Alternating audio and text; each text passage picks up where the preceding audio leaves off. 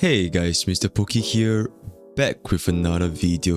Today we're finally going to be talking about a more in-depth look into Jingliu's team compositions. In particular, we do want to explore the potential DPS output when you pair her up with all the possible supports that we have. The numbers has been very nicely done by the CN community, so we'll just be taking a little bit of a deep dive as to what are their findings and what is Jingliu's most optimal, highest possible damage team compositions. If you guys are using any interesting team comps that I didn't mention in this video, feel free to leave a comment down in the description below. I would love to take a look into what kind of theory crafting you guys have in store as well, right? So without further ado, let's get into today's content.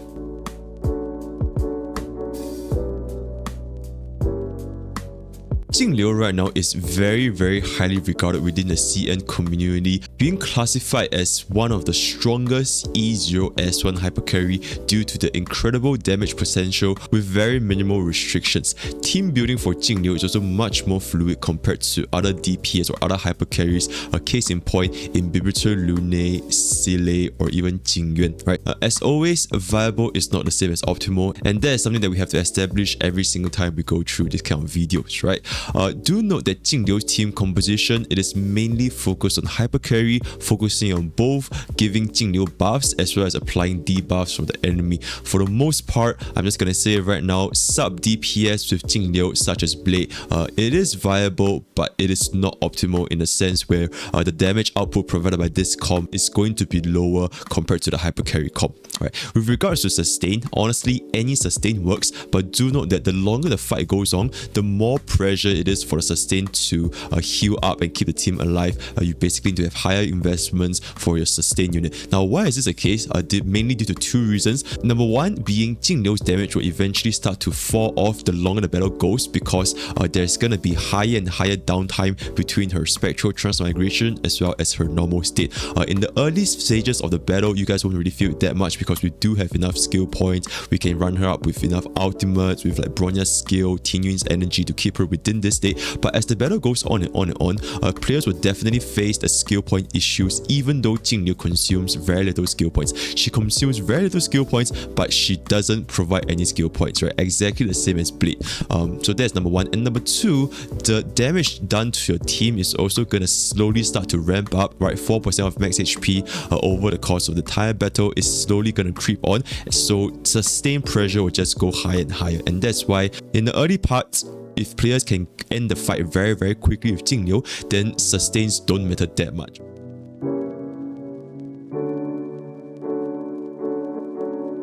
Now moving on to the team building basic, first of all, taking a look at the chart over here, this is one example of one CN theory crafter graphing out a chart in terms of the absolute damage output that Jingliu will provide based on two different supports, right? The orange graph you guys see is going to be 134 pure skill Bronya with Pela, the green graph is Asta with Pela, the red graph is E6 Tingyun with Pela, and the blue graph is going to be Blade with Pela. So as you guys can see, Bronya with Pela is the absolute highest damage output for any Jingliu composition. In fact, it's so much higher than the next best scenario, almost doubling the DPS output, right? But that aside, here are some pointers to take note of. Number one being Jingliu excels in shorter fights. The longer the fight gets, the more downtime it is for her when it comes to a spectral transmigration uptime, and therefore one could argue that Jingliu's damage is extremely front loaded, right? At the start of the battle, with all the buffs, all the techniques, killing a lot of mobs in the first wave,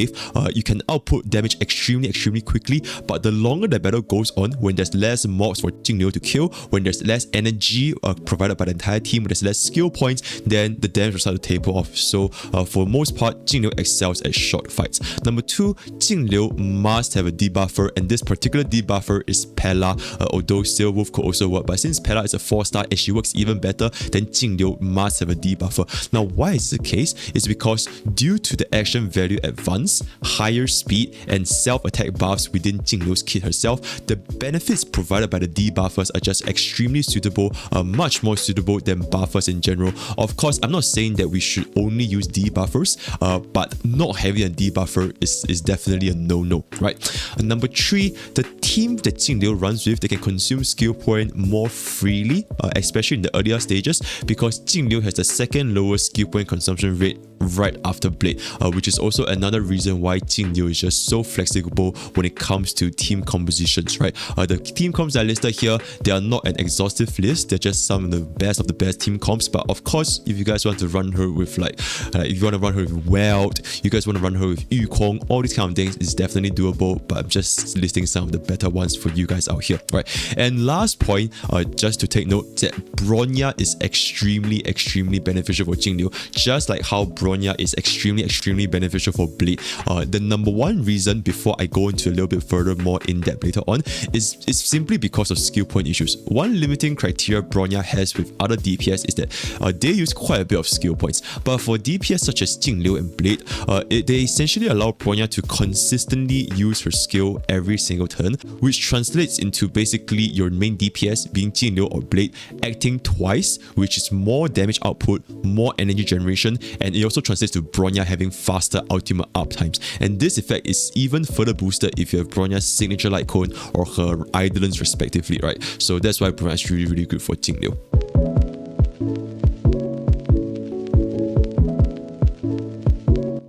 Now moving on to the teammates, I've narrowed down it to essentially 5 of the better teammates that Jingliu can run with.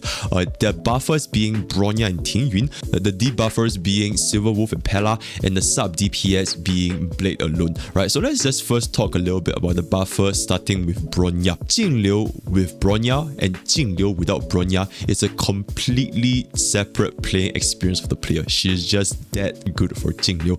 Due to Jingliu's low skill point consumption, it is entirely possible for Bronya to cast a skill every single turn early on, which essentially doubles the damage output for basically any DPS, not to mention the attack buff and the crit damage buff, as well as the traces from the talent. This is a very massive damage output increase. Now, players may be wondering, should we run the 134 Bronya with a 135 Jingliu, or should we just run like a slow Jingliu with a 160 hyperspeed Bronya? Generally speaking, 134 Bronya will out damage 160 Bronya because she does have more damage percentage uptime without facing the similar skill point constraints as compared to other DPS. This can also potentially allow Jingliu to run attack percentage boots, especially if your Bronya is an E2, right? An E2 Bronya, Jingliu run attack percentage boots, maybe get a speed subs here and there, she can still overtake Bronya to go for the Jingliu Bronya Jingliu cycle. So that's why 134 is generally going to be out damaging 160. However, there's one catch, which is even though we say that the skill point consumption is not that high, especially early on, but as the battle drags on, players will definitely face skill point issues because, like I mentioned, Jingliu, she's basically skill point negative. She's never going to be generating skill points since she's never going to be using a basic attack.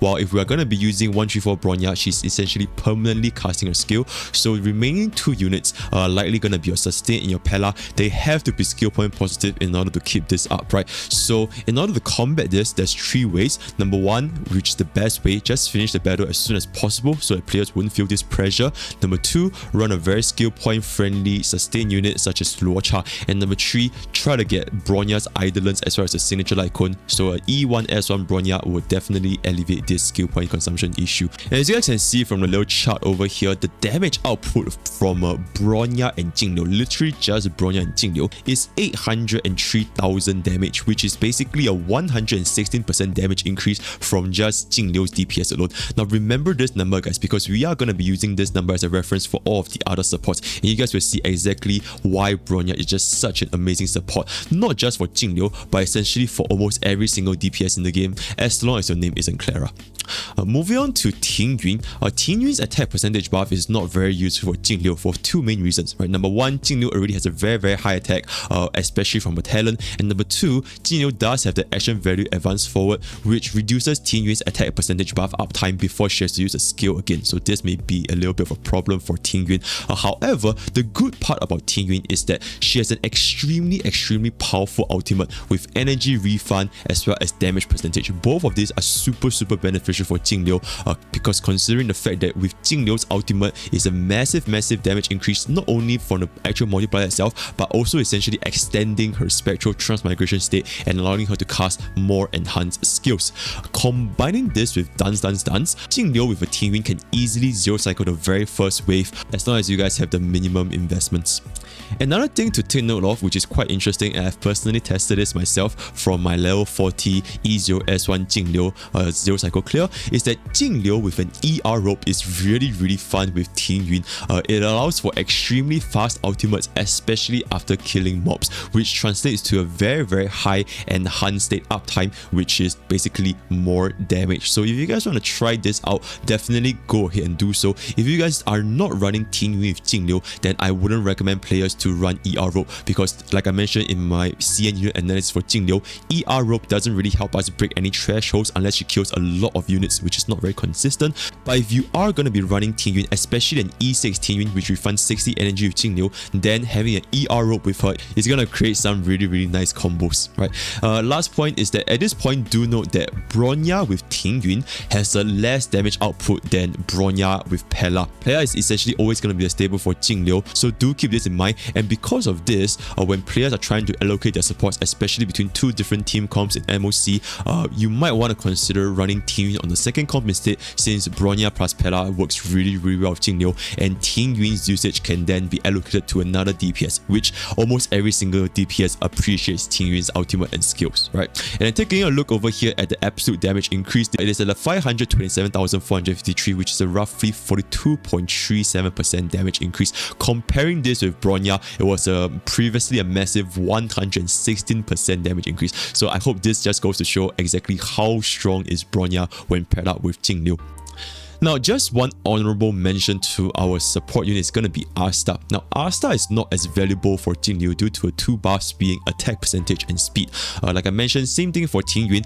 Jingliu has very high attack percentage within the kit, so Asta's attack buff is just really not that needed. And Asta's speed buff on Jingliu is basically wasted if we cast it outside of Jingliu's enhanced state, right? Because once the 100% action value advance kicks in, then 1 turn of speed buff is just completely gone, right? But these are not the main reasons why she's not that great and why her ranking in the DPS simulation is so low. The main reason is just because Asta lacks the damage percentage as well as the crit ratio buffs compared to like Bronya and Tingyun, which really hurt her synergy with Jingliu.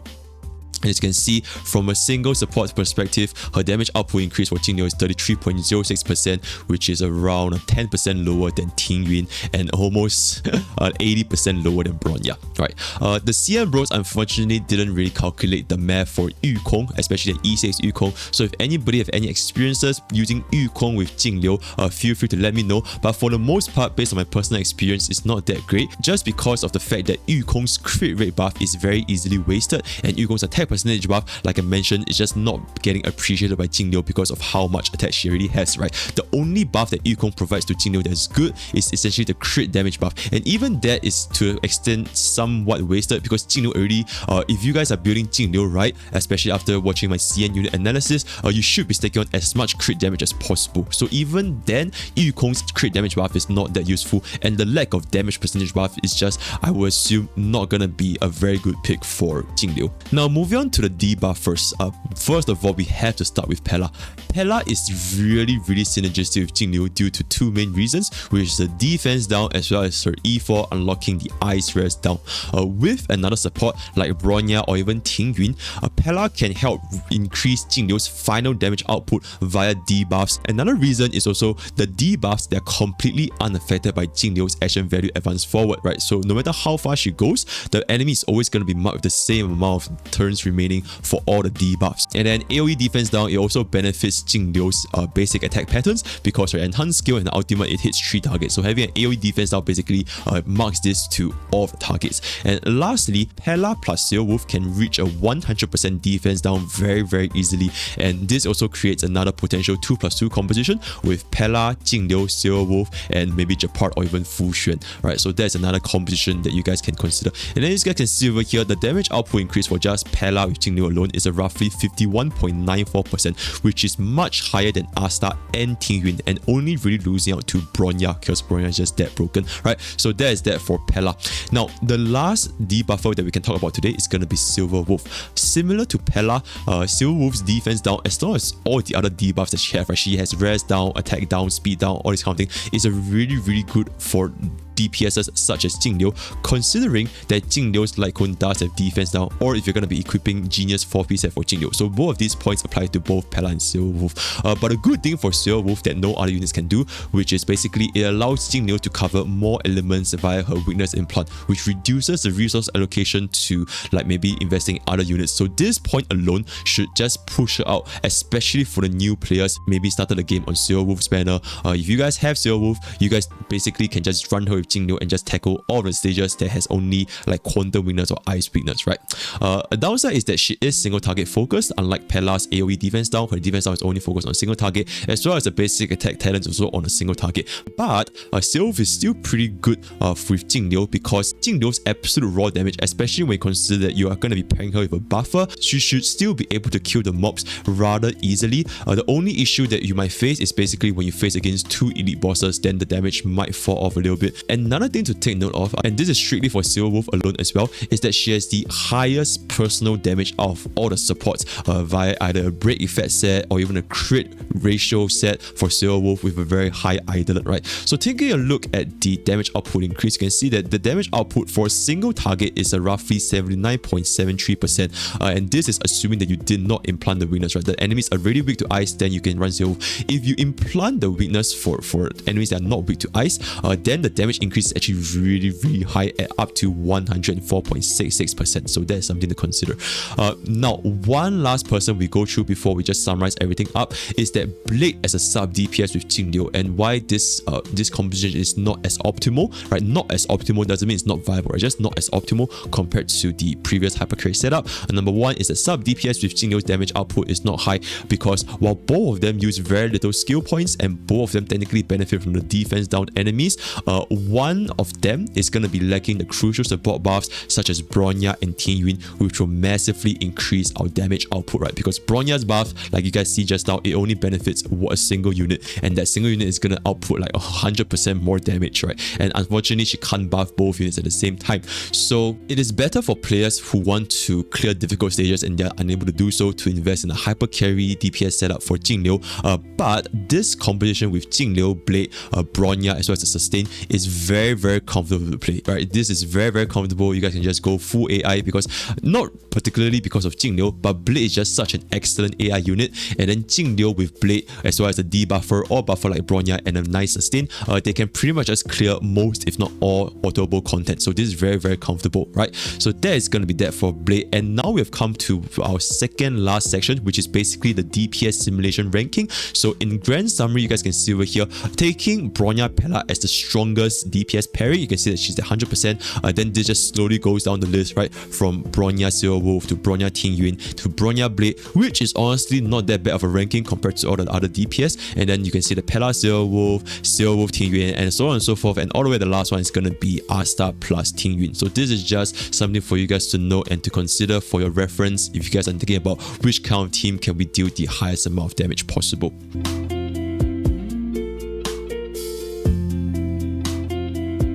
No, so in summary, while Jingliu is really good as a DPS because of her flexibility, it can be quite hard to utilize Jingliu if the enemy that you guys are using Jingliu against, they are left with very little HP, or maybe they left with like only like 1/10 of HP, and Jingliu had to exit her spectral transmigration state. The moment Jingliu exits this state, she has a very massive DPS drop-off, which is the same as Yanqing without his Soul Steel Sync, or Blade without his enhanced state, right? The damage drop-off is very big. Or if you guys want to think about it in the Pokemon terms, she's basically like a Slay King, right? He does very high damage, but he can only act once every other turn, right? So this is basically the once every other turn. And I do believe that miHoYo balanced this character very nicely as compared to like Imbibitor Dulane, which can just spam the 3 skill point attack every single turn, right? Do try to end the fight as early as possible, because the longer the fight drags on, the less Jingliu's performance is going to be.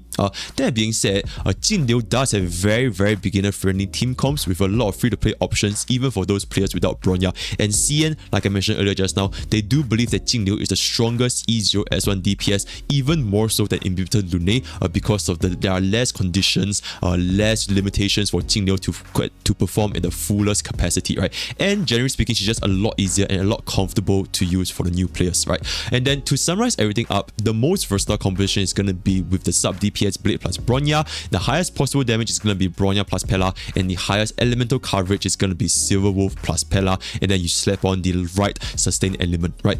At the end of the day, like I always have to say, experiment the team comps yourself, because theory can only go so far. And with that, we have come to the end of Jingliu's CN unit analysis. If you guys would like to engage in further discussions, do check out my Discord, Pokke's Village, where we have a very active community talking about Honkai Star Rail on a daily basis. If you guys would like to check out my stream, that's going to be twitch.tv/MrPokke, where I'm streaming roughly 3 times a week nowadays, and the schedule will be updated on Discord as well, right? So that's all I have today for you guys. Have fun experimenting with Jingliu, because she is, like I mentioned, really fun to use, especially the E0S1. And I'll see you guys next time. Take care.